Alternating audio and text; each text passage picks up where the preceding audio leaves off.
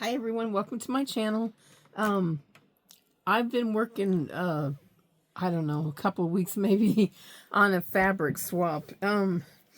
It's not a junk journaling group, it's just a fabric art group, but they were asking for slow stitch fabric stacks.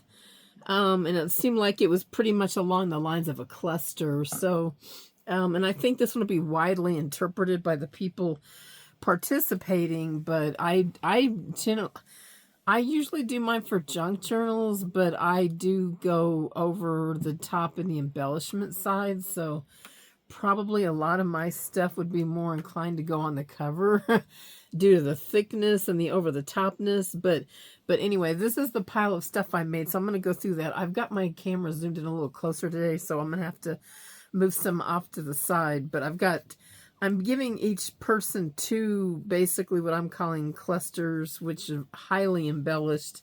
And then I'll go over these. I made these are like little fabric stack paper clips. They're really probably too thick for a junk journal, but I think most of these girls don't do junk journals, so they're probably just some, embellishments or neat pieces of art to them. So I'll go through these. Oh, this goes with this stack, I guess. Okay, I started with these, and I think it's because my inspiration was from, I like going on Pinterest, and my inspiration was these, like, slow-stitched and beaded fabric brooches, and I'm like, I don't know how they do that.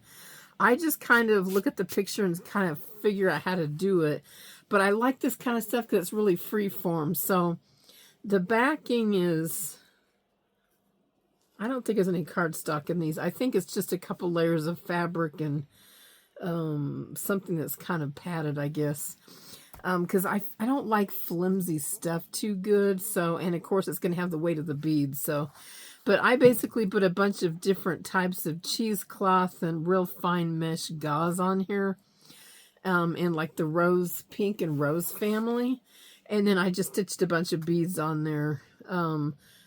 I don't usually do beading stuff, but I thought this was really fun. Oh, and these, I've had these for a long time. I bought a whole bunch of stamens for making flowers, and I have a whole drawer full. I've used them like one time, so I tried just kind of putting that down and going over it with some fabric and kind of stitching it down, and I just think it looks really cool. So I just like to kind of experiment with things, I guess. So there's that, and then I put a little bow on there. So that was one of them I did in the, we'll call it the square family, because I pretty much did kind of free-form squares to start with. Oh, this was in my stash. I must have tried to make a flower. These were some flower parts that didn't quite work out, but I consider these kind of a snippet type thing, so I think it was fine. I kind of added to that, and then there's like a snippet type base on this one. I needed some contrast, so I threw these couple little pink appliques in there. Another bow. This one was also, I tried a couple that were like this. I just bunched up little pieces of tea-dyed fabric and tulle, and this is cheesecloth, I guess, and stitched them down, and then I started adding beads and stuff, but I added a little flower that I cut out for this one, an applique flower behind this, and then I kind of added my own little center. And then this one I just put little small pieces of seam binding ribbon on the sides. I just wanted a lot of stuff sticking out. I really like the wild and unruly look, I guess. Most of them I did, well, this was my prototype actually, and this is probably the one I'm actually going to keep. Because sometimes I do it and I go, oh my gosh, I love it. I want to do it again. And then I can never duplicate it exactly again. So they all turned out very different. But this was the first one. And I tried kind of folding the fabrics over, kind of like I was making a flower. But I didn't make a flower shape. I did them kind of free form all over. And then I just put clusters of beads and stuff on there. And then I wanted some dangly stuff. So this is some trim, probably from AliExpress or something. It's kind of awkward, this big long thing of it, but I just used a little cluster of them, and then of course more seam binding ribbon. So there's that one. This was another attempt to make it look kind of like that, but I went in a more circular fashion with this one, so it does in fact look more like a flower. But I actually preferred this other one better. Anyway, same type of effect. This one was also kind of the similar. I ended up using the doing a flower shape, some of those. This one I changed the colors up a little bit, and I did a different background. It's just a couple squares. This is like chenille, from a chenille blanket. Couple layers, lace, beads, and then I put cheesecloth, kind of like a border around the outside, and then some lace. So that one was different. Then I wanted to try the medallion type shapes. I've seen these, and I think they're so neat. This one in fact, I did two like this. There's another one down here somewhere. Oh, yeah. Because I really love this, and I would like to keep one for myself because I think this would make a really neat pocket in a junk journal. So I did the same type of thing. These were like medallions from a quilt, and then I just got different types of medallions. This one might be actually only one medallion. I guess this particular one only has one medallion on it. But I bunched up cheesecloth, and then I printed a fabric image on fabric and put it on wool felt to give it puffiness, and I stitched all that on there. And then I wanted to change the shape a little bit, so I did this piece with some kind of orchid colored tulle with these, I guess it shows up, the tulle X's, and it had all this fringe on there. So I just covered the little fabric base with that. And because I get bored, I can't make all of the same thing, and I do use mostly scraps. And then I added a couple kinds of bows to that. Same thing on this one, except this one, I don't know where I got this ribbon, or not ribbon, this ruffled lace. It looks kind of vintagey. I found it kind of uninteresting, but I just loved it with these little images because it really makes it curly looking, I guess. So there's that. This was the first one I did, and I found it kind of, I don't like the floppiness of this lace, I guess. And so I had that big piece, another one of these medallion shapes that I had tea dyed. This one actually has three medallion shapes, and then this lace here. But I wasn't really digging it until I put this on, and I'm very, what do you call it? Asymmetrical. So I liked it better once I put the spray of flowers on it. So, and then of course I use more stamens, but instead of putting them in the flower, I put them kind of off to the side for interest. Oh, this one was one I was experimenting because I really get bored with the shapes and trying to figure out how to change them and make them more elaborate. So I've got a couple medallions here. And then I added another medallion piece kind of off to the side. I think that's where it gives me a little bit of the asymmetrical feel. And then I keep drawing a blank on that kind of lace. I'm sure you guys know what kind of lace that is. It begins with a B. I keep drawing a blank on the name lately. Anyway, and I put a flower in and some embellishment. And then I just added some more. This one's sari ribbon trim here. But I like the really elaborateness of it.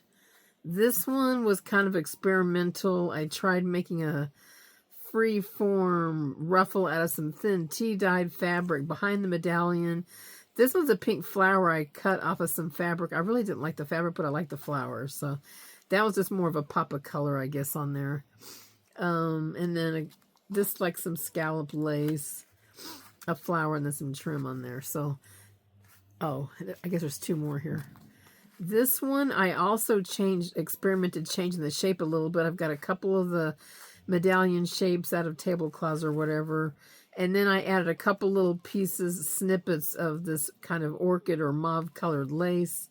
And then on this one around the image, I like to slice and dice my laces, I guess, but I slice and dice them up to make kind of like a frame shape and then embellish with a couple of flowers. I think I was doing this in the dark. That is not the color flower I thought I was going to get when I glued that on, but it's a commitment, so there it is. And then this one, I think this might be the first one I did with that ruffled lace, but I really liked it. So I've got a couple layers of medallions on this one also. And then I get bored and I don't, most of mine are either very light laces or very dark. And so I just tucked these little leaves in there and stitched them in so that I could get, or maybe I glued them, I guess, but because I felt like I needed something to bring the layers apart so it was a little more obvious. And then I've got this. I don't remember what you call this, but it's for dance wear, I guess. This little stuff that looks like a honeycomb with the sparklies. I use that stuff all the time. I love it. And then, of course, some ribbons and that. So there's those. Each person's going to get one of each of the two styles. And then the bags, I'm putting them in little brown bags, but I like to do the presentation. So I made altered paper clips, hidden paper clips, with little snippet stacks. So there's two sides. All of them have a back that's pretty much the same. I use this pastel striped fabric on there. And then I don't know what this is. It came out of at Halloween time. It was like that, what do you call it? Creepy cloth, but instead of being black, it was kind of a bleached color. But I like the texture of it, so I just stuck that down, stitched it on, and then I put a kind of a felt heart on there. So the backs of these are all the same. This one's really meant to be the front. This is a little bit more in line with what the swap was, but this will, and I brought the bag over here, so they will slip on here to hold stuff shut, because the hostess will have to go through these and she'll want to look at all of them and decide what she wants to keep and who gets what. So I try to make them so it's easy to get stuff in and out of there. And this is kind of like a little third snippet for them, I guess. But I just stitched, I have a little base here. So this is made like a normal hidden paper clip, where I put the paper, folded a paper in half and put the paper clip on the outside, and then I just covered it with a thin piece of fabric, so the whole thing was enclosed and everything. And then I make these little fabric collages, and I just glue on the front and back, and so it gives you the illusion the whole thing is fabric, but it's really got paper interior. Anyway, these are like little snippets. I keep seeing these little tags like that. I think they're fun. So there's one. I get bored, so I start changing up what I have. Of course, I'm using scraps, so I don't necessarily have all of the same thing anyway. I don't know what this fabric is, and I don't know where it came from, but it looks like it's tablecloth type material, but it's really neat. And it's got texture, so I put that down.